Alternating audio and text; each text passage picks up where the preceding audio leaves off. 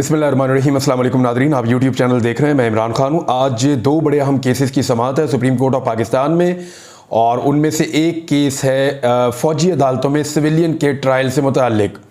बहुत सारे लोग जो हैं वो इस वक्त भी गिरफ़्तार हैं और उनकी बाकायदा तस्वीरें आपको अक्सर सोशल मीडिया पर नज़र आती हैं, जिनमें मेरे जानने वाले 2-3 लोग हैं।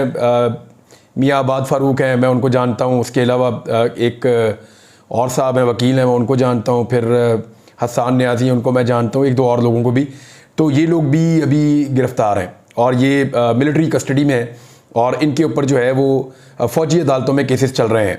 अब सुप्रीम कोर्ट ऑफ पाकिस्तान में ये मामला जो है वो पेंडिंग था और पाकिस्तान तहरीक इंसाफ ने इसमें एक दरख्वास्त दायर की हुई थी और अब ये केस सुना जाएगा और 8 तारीख को यानी आज के दिन में ये केस सुना जा रहा है। जबकि कल एक और बड़ा अहम केस है जो सुना जाएगा और वो है दोबारा से जो सुन्नी इत्तेहाद कौंसिल की एक दरख्वास्त है मखसूस नशस्तों से मुताल्लिक, क्योंकि इलेक्शन कमीशन ऑफ पाकिस्तान ने मखसूस नशस्तें हारने वाली जमातों में बांट दी थी और जो जीतने वाली जमात है उसको मखसूस नशस्तें नहीं दी गई। ये केस बड़ी दिलचस्प सूरत इख्तियार कर गया है। उसकी वजह यह है कि कादी फ़ायद ईसा साहब इस केस के आगाज़ में ऐसा लगता है कि जो कादी फ़ायद ईसा साहब का बज़ाहिर मौक़िफ़ नज़र आता है, ज़्यादा जजेस शायद उस तरफ थे, लेकिन वक्त के साथ साथ हमने देखा कि जजेस की सोच हक़ाइक़ को देखने के साथ साथ बदली और जजेस को आइडिया होना शुरू हो गया, या उनके रिमार्क से हमें आइडिया होना शुरू हो गया कि जजेस ये सोचते हैं कि अवाम की एक्चुअली राय क्या थी। अवाम ने जिन पॉलिटिकल पार्टीज़ को रिजेक्ट किया, क्या मखसूस नशिस्तें उन पॉलिटिकल पार्टीज़ को देकर अवामी मंशा से ज़्यादा उन्हें नवाजा जा सकता है या ये माले गनीमत दिया जा सकता है पॉलिटिकल पार्टीज़ को? तो उसमें अब जजेस की ज़्यादातर राय ये आ रही है कि ऐसा नहीं होना चाहिए। देखते ये हैं कि अब जो कल वाली समाअत आएगी 9 तारीख वाली, उसमें इस मामले का क्या बनेगा और ये मामला किस तरफ बढ़ता है। तो ये तो 2 बड़े अहम केसेस हैं। इसके अलावा एक चीज़ मैं आपको और बताऊं कि इस वक्त सुप्रीम कोर्ट ऑफ पाकिस्तान में जो ज़ेरे इल्तवा केसेस हैं उनकी तादाद 58,000 से ज़ायद हो गई है।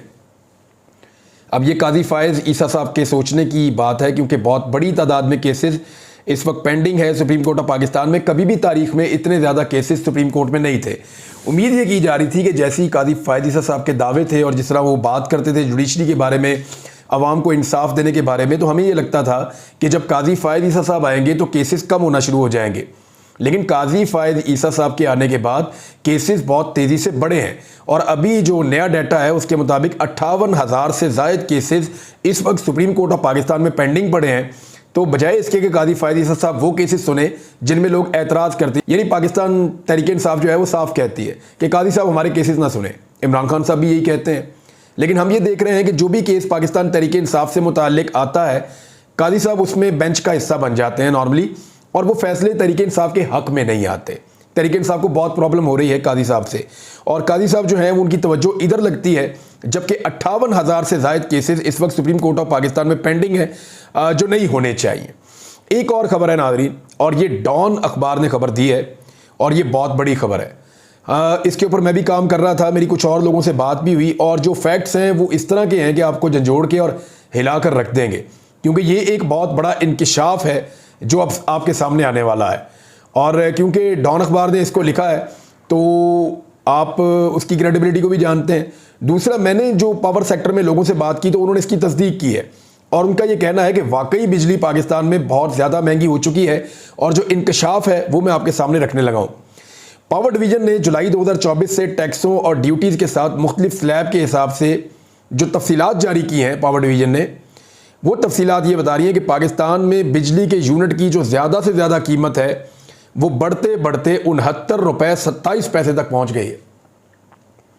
यानी जो लोग थोड़ा सा खाते पीते लोग हैं, उनके घर के अंदर 1-2 एसी चलते हैं या बिजली का ज़्यादा इस्तेमाल है, टेलीविज़न चलता है, इंटरनेट चलता है, और वो कपड़े भी इस्त्री करते हैं और बिजली का इस्तेमाल उनका थोड़ा ज़्यादा है, तो उनके लिए लगभग 70 रुपये का एक यूनिट उनको बिजली का पड़ेगा, और ऐसा तारीख में कभी नहीं हुआ। इमरान खान साहब के दौर के अंदर जो बुनियादी एक बिजली के यूनिट की कीमत थी वो 16 रुपये हुआ करती थी, लेकिन अब जो है वो ज़्यादा से ज़्यादा कीमत जो है वो 70 रुपये तक पहुँच चुकी है। अब मैं आपको एक चीज़ और बताता हूँ, इसमें 1 यूनिट से लेके 100 यूनिट तक कितनी है। यानी जो शख्स 1 यूनिट से लेके 100 यूनिट तक बिजली इस्तेमाल करेगा उसको जो बिल पड़ेगा वो 37.5 रुपये का पड़ेगा फ़ी यूनिट। 37.5 रुपये फ़ी यूनिट उसको पड़ेगा। और याद रखिएगा 100 यूनिट बिजली फ्री थी, मुफ्त थी, ये जो इक़्तिदार में जमाते हैं इनके बकौल। इन्होंने कहा था कि 100 यूनिट तक बिजली मुफ्त है, 200 यूनिट तक बिजली मुफ्त है, 300 यूनिट तक बिजली मुफ्त है। इनका यह दावा था कि 300 यूनिट तक पाकिस्तानियों को बिजली मुफ्त मिलेगी, इससे ज़्यादा जो इस्तेमाल करेगा उसको बिल देना पड़ेगा। अब आप मज़े की बात यह देखें कि 100 यूनिट तक अगर आप इस्तेमाल करेंगे तो 38.5 रुपये का आपको यूनिट पड़ेगा। कहाँ 16 रुपये का था, अब 100 यूनिट वाले को 38.5 रुपये पड़ रहा है। 200 यूनिट तक अगर आप बिजली इस्तेमाल करते हैं तो आपको 45 रुपये 15 पैसे का यूनिट पड़ेगा। 300 यूनिट तक अगर आप बिजली इस्तेमाल करते हैं तो आपको 50 रुपये 17 पैसे का यूनिट पड़ेगा। अब आप ये देखें कि 50 रुपये का यूनिट, 50 रुपये से ज़्यादा का यूनिट, ये उस बिजली की मद में ले रहे हैं जो बिजली इन्होंने मुफ्त देनी थी। यानी 300 यूनिट तक इन्होंने मुफ्त करनी थी, 300 यूनिट वाले को 50 रुपये 17 पैसे का एक यूनिट मिलेगा, जितनी इन्होंने बिजली की कीमत बढ़ा दी है। और 400 यूनिट तक जो है वो 56 रुपये 73 पैसे, 500 यूनिट तक 59 रुपये 76 पैसे, और 600 यूनिट तक 61 रुपये 71 पैसे, और 700 यूनिट तक जो है वो 600 से 700 यूनिट तक जो है वो 63 रुपये 24 पैसे, और इससे ज़्यादा जो बिजली इस्तेमाल करते हैं उनको 69 रुपये 27 पैसे का यूनिट पड़ेगा। तो ये जनाब इन्होंने पाकिस्तान के अवाम की खाल उतारी है। और सिर्फ यही नहीं कर रहे, इनके और बड़े मंसूबे हैं। यानी अभी एक नई खबर ये आई है कि दोबारा से बिजली की कीमत में इजाफा करने की तैयारी की जा रही है। दोबारा बिजली की कीमत क्यों बढ़ानी है, वो तफसीलात भी मैं आने वाले वक्त में आपके सामने रखूंगा, और कितनी बढ़ाने जा रहे हैं वो तफसीलात भी आपके सामने आ जाएगी। बिजली का बिल अभी एक आया आपको जुलाई के महीने में, ये जो अगस्त के महीने में आपको बिजली का बिल आएगा ना, अच्छे खासों की चीखें निकल जाएंगी। खासे जो खाते पीते लोग हैं ना, उनको भी लग पता जाएगा बिजली की जब कीमत आएगी अगस्त के महीने में। और ये सारा कुछ क्यों हो रहा है, याद रखिए, ये सारा कुछ अब रुकेगा भी नहीं, क्योंकि बहुत सारे आपके ऐसे प्रोजेक्ट जो डैम्स के थे या जो पावर के प्रोजेक्ट थे, वो बहुत सारे प्रोजेक्ट इस हुकूमत ने आकर रोक दिए हैं पैसे बचाने के चक्कर में। तो जो सस्ती बिजली बनने के आपके मंसूबे थे वो तो रुक गए हैं। तो आपको अब आईपीपीज़ की महंगी बिजली खरीदनी पड़ेगी। और कुछ इतलात के मुताबिक, अभी ये कंफर्म नहीं है, लेकिन आने वाले दिनों में आपको पता चल जाएगा कि जो आईपीपीज़ के मुआहदे हैं जिन्होंने पाकिस्तान की कमर तोड़ी है, उनको रिन्यू भी किया जाएगा। ये इतलात पहुंची है मेरे तक, आने वाले दिनों में इसकी तस्दीक हो जाएगी। एक और बड़ी खबर मैं आपको बता देता हूं कि अच्छा, ये खबर जो है इसके ऊपर आपने गौर करना है कि एक्चुअली ये वारदात कैसी डालते हैं। अली रामे साहब ने ये खबर दी है, वो ये बताते हैं कि अब तक जो हुकूमत पंजाब है, आए हुए कितना अरसा हुआ उनको, अभी उन्होंने अपनी 100 दिन की इश्तेहारी मुहिम चलाई है। लोगों को पैसे दे दे के, लालच दे दे के, उन्हें कह कह के, उनसे, फनकारों से, टिकटॉकर से कि चलाओ जनाब हमारी तारीफ़ें करो। तारीफ़ें करवाई हैं, वो सारे लोग बेचारे फंस गए हैं। वो बेचारे अब सफाइयाँ देते फिर रहे हैं। कोई बेचारा अपने वीडियो डिलीट कर रहा है, कोई नई वीडियो बना के डाल रहा है इमरान खान के हक़ में, मरीम नवाज़ के खिलाफ, क्योंकि पब्लिक का रिएक्शन ही बड़ा सख्त था। अब मामला ये है कि अली रामे साहब ने बताया कि अब तक 5 अरब 30 करोड़ रुपए मंजूर कर चुकी है पंजाब हुकूमत। किस मद में? ये जनाब इश्तिहारी मुहिम की मद में, जो पंजाब हुकूमत ने अपनी तशहीर करनी है, उसमें अब तक 5 अरब 30 करोड़ रुपए मंजूर कर चुकी है। 74 करोड़ रुपए साबका बकाया जाते हैं, और नए माली साल के लिए जो बजट है उसमें 3 अरब रुपए रखे गए हैं। तो आपका जो हक हलाल का पैसा है ना, जो आप अपना पेट काट के गवर्नमेंट ऑफ पंजाब को देते हैं, वो अपनी ज़ाती तशहीर के लिए, मरीम नवाज साहिबा अपनी शक्ल लगाने के लिए, अपने वालिद साहब का मुंह लगाने के लिए, और ये जब भी कभी, ये ख़ानदानी बीमारी है, ये जब भी कोई इश्तिहार लगाएंगे ना, अपने मुंह फिट करेंगे उसके अंदर। हमेशा जब भी कोई इश्तिहार लगाएंगे उसके अंदर अपना मुंह लगाएंगे उस इश्तिहार के। पब्लिक का पैसा इस्तेमाल होगा और मुंह इनके लगेंगे, चेहरे इनके लगेंगे, उसके अंदर पैसा पब्लिक का इस्तेमाल होगा, और अपना नाम बड़ा बड़ा हाईलाइट करके लिखेंगे, बाकी जो मैसेज है वो छोटा छोटा छोटा छोटा करके लिखेंगे। तो पैसा ये ऐसे मीडिया को बांटते हैं, तो फिर मीडिया इनके खिलाफ कैसे बोलेगा?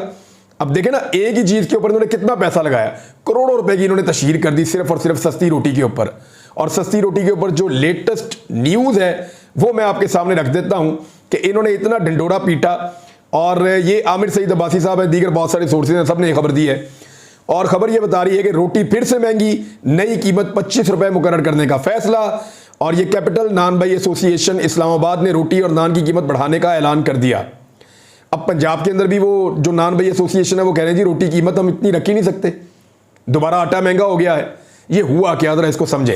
पहले तो किसान की गंदम खरीदी नहीं मरीम नवाज ने, उन्होंने कहा जी इसको इतना तंग कर दो किसान को, ये कोड़ियों के भाव, क्योंकि इन्होंने वोट तो डाला नहीं हमें, जब किसान ने मरीम नवाज को वोट नहीं डाला तो फिर मरीम नवाज ने किसान से लिया बदला उन्होंने ऐसे लिया कि उनसे गंदम नहीं खरीदी, उनकी पहले ऐलान कर दिया, ऐलान करके नहीं खरीदी, वो गंदम उनकी पड़ी रही। बाद में उनसे जो है वो मिडल मैन किस्म के लोग जो होते हैं या ऐसे लोग जो पैसा डबल करना जानते हैं, वो उनके पास गए और उनकी मजबूरी से फ़ायदा उठाकर किसानों की गंदम औने पौने खरीद ली उन्होंने। जब उन्होंने औने पौने खरीद के अपने पास स्टॉक कर ली तो अब मार्केट में उन्होंने गंदम महंगी करके निकाली, ज्यादा कीमत पे निकाली, और जब मार्केट में वापस ज्यादा कीमत पे गंदम आई तो फिर आटे की प्राइस बढ़ गई। अब जब आटे की प्राइस बढ़ रही है पिछले चंद दिनों से, तो फिर जो रोटी लगाने वाले हैं ना, नान भाई एसोसिएशन, वो कह रहे हैं जी अब हम उतने की रोटी नहीं बेच सकते जितने के ये दावे कर रहे हैं। तो एक चीज के ऊपर इतना पैसा खर्च किया और ये हालत उसकी कर दी। एक और खबर मैं आपको इससे रिलेटेड दे देता हूं, इकोनॉमी का इन्होंने कैसे बेड़ा गर्क किया है। ये एक खबर है, मोहम्मद जुबैर साहब फरमा रहे हैं, और ये मोहम्मद जुबैर साहब अकेले नहीं कह रहे, ये शहबाज राणा साहब हैं, द ट्रिब्यून में वो लिखते हैं, और इसके अलावा एक्सप्रेस न्यूज़ पे वो प्रोग्राम भी करते हैं, जो बेहतरीन कुछ लोग रिपोर्टिंग करते हैं इकोनॉमी के ऊपर और इकोनॉमिक अफेयर्स के ऊपर, उनमें एक शहबाज राणा साहब भी हैं। ये खबर ये है कि हुकूमत रोज़ाना के हिसाब से 58 अरब रुपए कर्जा ले रही है, और ये काम हुकूमत ने किया गुज़िश्ता 31 दिनों में। लगभग 1700 अरब रुपए से जायद का कर्जा उन्होंने लिया है 31 दिनों में, और ये तकरीबन बनता है कुछ 58 अरब रुपए रोज़ाना के हिसाब से। अब ये पैसा जा कहाँ रहा है, किसके पास जा रहा है, कहाँ खर्च हो रहा है? क्या आपको अपने आसपास कहीं पे नज़र आ रहा है? हमें तो ये नज़र आ रहा है कि ऐवान सदर में गाड़ियों का खर्चा बढ़ गया है, हमें नज़र आ रहा है कि इनके ट्रैवलिंग एक्सपेंसेस बढ़ गए हैं, हमें ये पता चल रहा है कि वज़ीर आला हाउस का और वज़ीर आज़म हाउस का खर्चा बढ़ गया है, हमें ये पता चल रहा है कि जहाँ इनका दिल करता है ये 4-4 तनख्वाहें एडवांस दे देते हैं, हमें ये पता चल रहा है कि अरकान असम्बली ने अपनी तनख्वाहें खुद ही बढ़ा ली हैं, हमें ये पता चल रहा है कि उन्होंने अपने अलाउंसेस भी बढ़ा लिए हैं, हमें ये पता चल रहा है कि अवामी मनसूबे बंद कर दिए गए हैं, खासतौर पर KP में, और बहुत सारी ऐसी चीज़ें शुरू कर दी गई कि मीडिया को इश्तिहारों से नवाजा जा रहा है। तो ये 58 अरब रुपया योमिया कहाँ जा रहा है? क्या किसी के पास इसका जवाब है? यानी कोई इसका जवाब देना पसंद करेगा, या कोई हमें हिसाब देगा पाकिस्तानियों को कि हमारे नाम के ऊपर रोजाना जो 58 अरब रुपए का कर्जा लिया जा रहा है वो पैसा कहाँ खर्च हो रहा है? तो ये योमिया के हिसाब से 58 अरब बनते हैं, मोहम्मद जुबैर ने कहा, और यही सवाल उठाया शहबाज राणा साहब ने। अब शाहिद खाकान अब्बासी साहब ने एक और इंकशाफ कर दिया, वो ये कह रहे हैं कि ईरान के बॉर्डर से याद रखिएगा, वो ये कह रहे हैं कि रोजाना 40-40 टन के 200 टैंकर्स आते हैं, 200 टैंकर्स रोजाना फ्यूल लेकर ईरान के बॉर्डर से पाकिस्तान में दाखिल होते हैं। कोई पूछने वाला नहीं है, रोजाना 200 टैंकर्स आते हैं लेकिन हमें नजर नहीं आते। ये कौन सी मंतक है? ये शाहिद खाकान अब्बासी साहब कह रहे हैं। क्या मुश्किल थोड़ी है, ये टैंकर्स गुजर के ही आते हैं ना किसी न किसी जगह से, किसी न किसी के सामने से गुजरते ही होंगे। ऐसा तो नहीं हो सकता कि 200 गाड़ियां गुजर जाएं और पाकिस्तान को पता ही ना चले। तो ये पता तो चलता है। अब ये शाहिद खाकान अब्बासी साहब ने सवाल उठाया, इसका जवाब भी आना चाहिए। और एक सवाल जो है वो उठाया महमूद खान अचकजई साहब ने। उन्होंने कहा कि औरतों, बच्चों और बूढ़ों के कपड़े उतारे जाते हैं, फिर आप इनसे तवक्को रखते हैं कि वो पाकिस्तान जिंदाबाद का नारा लगाएं। इस मुल्क पर खुदा ना खास्ता किसी और मुल्क का कब्जा हो जाए तो वो भी यही सलूक करेंगे, फिर आप में और उनमें फ़र्क क्या है? महमूद खान अचकजई साहब ने यह कहा है। एक और चीज़ है, मुशाहिद हुसैन सैयद साहब, ये इस्टेब्लिशमेंट के हमेशा करीब रहे हैं और चाइना के मामलात में, इकॉनमी के मामलात में ये बात करते रहे हैं, और साबिक जर्नलिस्ट भी रहे हैं, तो इनका एनालिसिस भी बड़ा इंपॉर्टेंट होता है। तो मुशाहिद हुसैन सैयद साहब ने और नजम सेठी साहब ने कुछ स्टेटमेंट दिए हैं। मैं वो स्टेटमेंट आपके सामने रखता हूँ, फिर एक सवाल आपके सामने रखता हूँ। मुशाहिद हुसैन सैयद साहब कह रहे हैं कि इस वक्त दुनिया भर में इंतखाबात में एंटी एस्टेब्लिशमेंट लहर आ रही है।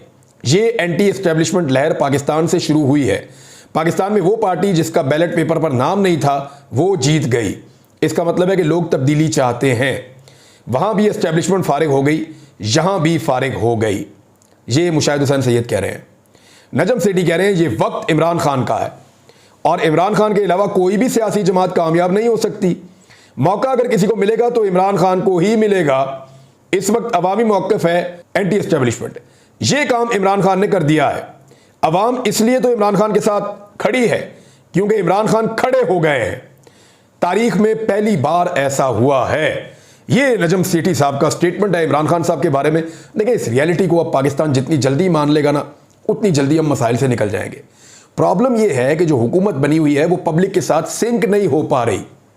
लोगों ने इनको वोट नहीं डाले, ये ज़बरदस्ती आकर फॉर्म 47 के जाली पेपर्स के ऊपर इक़्तिदार में बैठ गए। अब अपने इक़्तिदार में बैठे रहने के लिए कभी अवाम को डंडे मारते हैं, कभी सियासी लीडरों को उठा के जेलों में डालते हैं, कभी सहाफ़ियों को और सियासतदानों को गायब करवा देते हैं, कभी सहाफ़ियों को और सियासतदानों को गिरफ्तार करवा देते हैं, कभी मीडिया को इश्तिहारात दे के उनका मुंह बंद करने की कोशिश करते हैं, कभी अपने सियासी मुखालिफिन को जबर के साथ दबाते हैं, कभी ये जजेस के ऊपर अटैक कर देते हैं, कभी उनकी तज़हीक करते हैं, उनका डाटा लीक करते हैं। तो बहुत अजीब अजीब काम करने के बावजूद कभी ये कानून साजियाँ शुरू कर देते हैं अजीबोगरीब किस्म की, ना जिनकी कोई मंतक है, ना कोई सारा है, ना कोई पैर है। तो ये अजीबोगरीब काम करके ये पब्लिक के साथ सिंक नहीं हो पाएंगे, ये ज़बरदस्ती के इक़्तिदार को तूल दे पाएंगे, थोड़ा लंबा कर लेंगे, लेकिन उस इक़्तिदार के तूल में पाकिस्तान का नुकसान हो जाएगा। हम रोज़ाना के हिसाब से नीचे गिर रहे हैं। मेरे ख्याल में पाकिस्तान की रियासत को इस बात का इदराक करना चाहिए कि Imran Khan is a reality.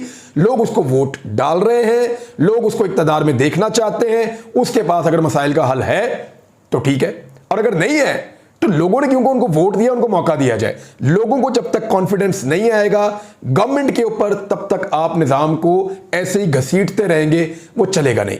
निज़ाम का पहिया चलेगा नहीं, आप इसको घसीटते रहेंगे और वो रगड़ खा खा के मजीद नुकसान करता रहेगा। नाज़रीन, एक खबर यह है कि उमर अयूब साहब को गिरफ्तार करने की कोशिश की गई और उनको बार बार गिरफ्तार करने की कोशिश की जा रही है, क्योंकि अपोजिशन लीडर एक तगड़ी वॉइस होता है और अपोजिशन लीडर को जेल में डालना अब ख्वाहिश है। मियाँ वाली और इस्लामाबाद पुलिस का अपोजिशन लीडर उमर अयूब के घर पर छापा और उन्होंने कहा जी कि ATC सरगोदा की जानिब से मेरे खिलाफ काबिल ज़मानत वारंट गिरफ्तारी जारी किए गए, जिस पर इस्लामाबाद और मियाँ वाली पुलिस ने मेरे घर पर छापा मारा है और ये फॉर्म 47 की पैदावार वफाकी हुकूमत, सूबाई हुकूमत एजेंसियों के हमरा अपोजिशन लीडर को गिरफ्तार करना चाहती है। वाज़े कर दूं, बानी PTI के वज़ीर आज़म बनने तक हमारी जद्दोजहद जारी रहेगी। अच्छा, मियाँ वाली पुलिस कह रही है कि जी तरदीद कर रही है कि हमने छापा नहीं मारा। उन्होंने कहा ये सोशल मीडिया और इलेक्ट्रॉनिक मीडिया पर खबर वायरल हुई है कि हमने इस्लामाबाद पुलिस के साथ मिलकर छापा मारा है, तो हम इसकी तरदीद करते हैं। और लेकिन दूसरी जानिब जो है वो मुकदमा भी मौजूद है और उनका एक दावा भी मौजूद है। दोनों खबरें मैंने आपके सामने रख दी हैं। बहरहाल अगर उमर अयूब साहब को गिरफ्तार कर लिया जाता है तो फिर पाकिस्तान तहरीक इंसाफ को मौसर अपोजिशन के लिए शायद एक नया फैसला करना पड़े। लेकिन पाकिस्तान तहरीक इंसाफ के सब लोग उमर अयूब साहब को अपना सेक्रेटरी जनरल भी अभी रखना चाहते हैं। जब वो मीटिंग करते हैं, इमरान खान साहब ने भी उनको रखा और वो अभी ये चाहते हैं कि वो बतौर अपोजिशन लीडर भी अपना रोल प्ले करते रहें। लेट्स सी होता कि अब तक के लिए इतने, अपना ख्याल रखिएगा, अपने चैनल का भी। अल्लाह हाफ़िज़।